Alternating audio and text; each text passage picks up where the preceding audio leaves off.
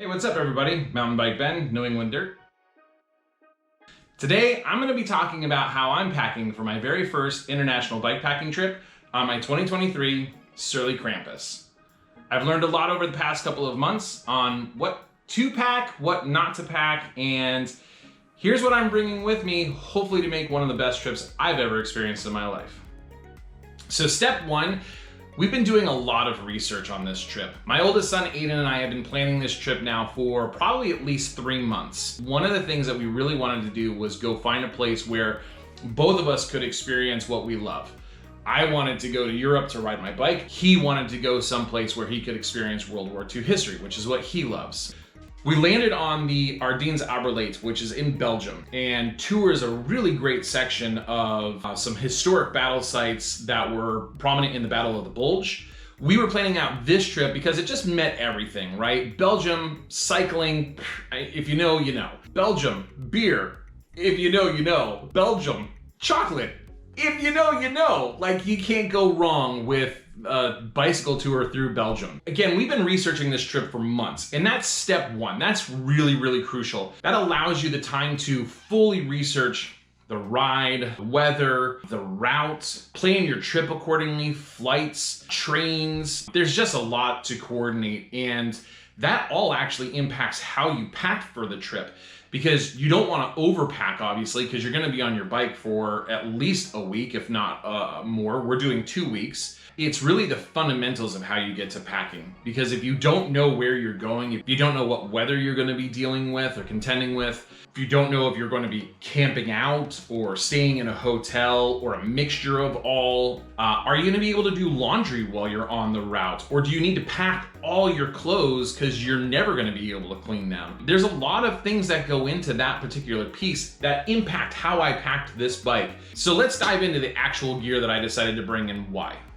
So step two in my my packing for international bikepacking trip was really defining what bike and what bags I needed to bring with me. Now, the route that we're doing is primarily off-road. So I wanted to have a mountain bike that could handle a multitude of terrain, but I also wanted it to be fully rigid and something that I could have both comfort, but also some riding efficiencies while on pavement. So I'm riding the Surly Krampus. It is a 29er plus, so it's a 29 by 3-inch tire.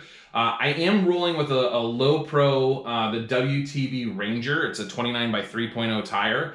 Lots of air volume, so it gives me a lot more cushion. Because it's fully rigid, that's going to give me more efficiency for climbing, for stability with the gear, so it's not bouncing around as much. But because that larger air volume tire is there, I get a little bit of cushion on more of the technical terrain that we'll encounter, especially on the single track sections.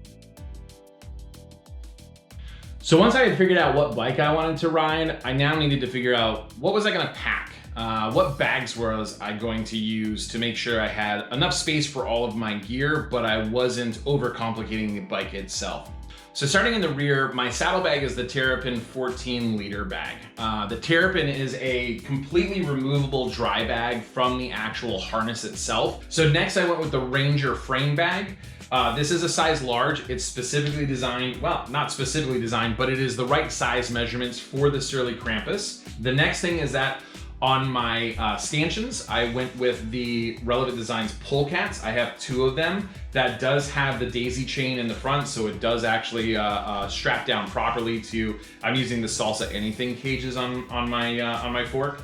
In the cockpit, I have 2 of the feeder bags. I can store a lot of additional gear in here, 2 water bottles, snacks for the day. And then I'm using the Sweet Roll handlebar bag. I've custom fit it with the Jones loop bar straps, so it doesn't mount anymore to the bike itself, it just mounts to the handlebar. And because I'm using the Surly Moloko bar, it allowed me to strap the bag directly to the handlebar and not to the frame, which I really appreciate and like about that. But the Sweet Roll comes with a harness setup traditionally, and what I did is I removed that harness system and instead attached the egress bag, which is another small pack that goes right on the front of the Sweet Roll that allows you to put additional items that you might want to have readily available at any point in time. So my raincoat's in there, I've got additional snacks, and then just some odds and ends. So that's how I've outfitted from bags. Now, how do I pack my bags? What goes in where? So step 3 was really identifying where I was packing what with everything. In my Terrapin, I carry my sleeping bag, I carry my pillow. It's my luxury item that I bring with me. I need to have a pillow. It's just one of those things that I've learned over the years. And I bring my puffy jacket in there. In my suite roll, that's where my tent lives, and a few other camp clothes items. Again, those first things that I want to grab when I get to camp. Again, my tent lives in the suite roll. I unpack this after I'm more settled, so I don't set up my tent right off the bat. I usually kind of hang out for a bit. I might make myself some food, warm up a little bit, have a cup of tea or a cup of coffee. And then eventually, like once I'm settled and I'm stretched out after the ride, then I go and I set up my tent. The tent that I use is the MSR Carbon Reflex 2. It is a traditional ultra lightweight backpacking tent. It only weighs like 1.5 pounds and it's a 2-person tent. Now we get down to the weight. And it's important when you're packing for a trip, whether it's international or it is just an overnight, think about where your weight on the bike goes. What weighs the most? Goal with weight is to get it as low to the center of gravity as you can, because that creates stability. So in my Ranger bag, I have all of my cooking, my fuel, a lot of food, my charging block, toiletry stuff, my filtration system. I have a lot of my gear in the actual frame bag because it's heavy. I don't need to access it on a regular basis. And then in my pull cap, that's where I keep my sleeping pad. I carry my spare cycling clothes in there as well. So that brings us to step 4, which is know the limitations of your gear. It's really important that you test your gear as much as you possibly can before you go on a first international trip. My last video where I did an overnight on the Connecticut Airline SP Trail, I tested a couple of theories with some of my gear. First off is that I had a brand new filtration system. I'm using now the Sawyer Squeeze filtration system, which is 2 bags. Each bag is 32 fluid ounces, and it has a filtration system that screws right on the top, and then you squeeze water from your bag. You can squeeze it into the other bag, you can squeeze it into your bike bottles, you can squeeze it into a reservoir, you can squeeze it directly into your cooking pot. It's just super convenient, and because it's foldable bags and just a small little filtration system, it's very lightweight and very convenient, and it packs down super small.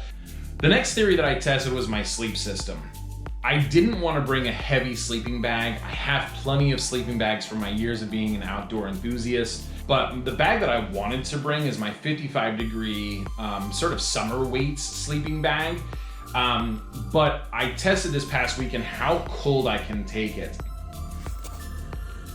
Morning.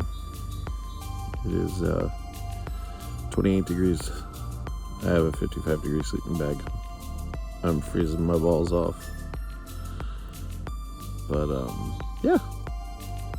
It was a tough night, I'm not gonna lie, but it's about maintaining warmth and comfort. That's what equals rest while you're out bikepacking. I know that with this system, I can go through sub-zero temperatures without any problem. That will easily carry me through Belgium and this bike tour that we're doing. Looking at the weather and the extended forecast, our coldest temps at night are gonna be in the low 40s. So this is great. I'll be low 40s with a hoodie and the sleeping bag and be fine. And then my puffy jacket if I need it as a backup. So the third system that I've been testing out lately is my cooking system. It was really important to me to identify the right cooking system to go on this international trip with. The system that I'm bringing with me is the Mighty Mo from Jetboil. It's a very small, compact, just small burner. And then I'm using the GSI Ultralight Minimalist cooking system. It's just a pot with a lid. That's why I went with the Jetboil and Mighty Mo Jetboil canisters. I think it's the right choice for this time. So step 5, I think, is one of the most important ones. It's health and safety, and really thinking about like, what am I packing for this trip to make sure that I'm healthy and that I'm safe. So first off, I think about safety from a bike perspective. Do I have the things that I need to be able to repair a mechanical if I'm out there for a few days and not accessible to a bike shop?